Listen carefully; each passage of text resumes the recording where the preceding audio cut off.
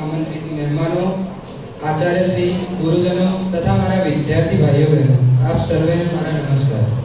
આજના વાર્ષિક ઉત્સવ પ્રસંગે હું આપની સમક્ષ મારો શાળા વિશે પ્રતિભાવ રજૂ કરવા માંગુ છું, જે આપ સર્વે શાંતિથી સાંભળશો તેવી મારી નમ્ર વિનંતી. મોતની સી તાકાત, જિંદગી તારો ઈશારો જોઈએ. મોતની સી તાકાત, જિંદગી તારો ઈશારો જોઈએ. જેટલે ઊંચે જવું હોય તેટલા ઉન્નત વિચારો જોઈએ. કહેવાય છે ને કે શાળા એ વિદ્યાર્થીનું બીજું ઘર છે.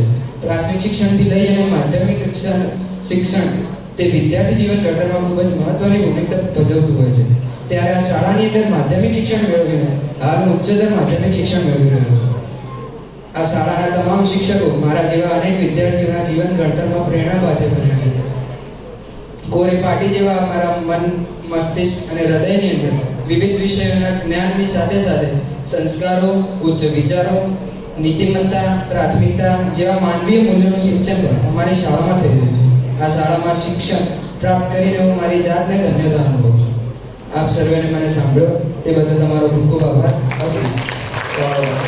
તમને પોતાના સ્થાન પર અહીંયા મંચ ઉપર રહેશે. ત્યારબાદ શ્રદ્ધા, બંને દીકરો અને દીકરી અહીંયા આવી જશે અને પોતાનું ઇનામ મેળવી લેશે. બંને કાંજી દાદા અને રમીલાબેનના સસરા બંને અમને ઇનામ આપી અને સન્માનિત કરશો.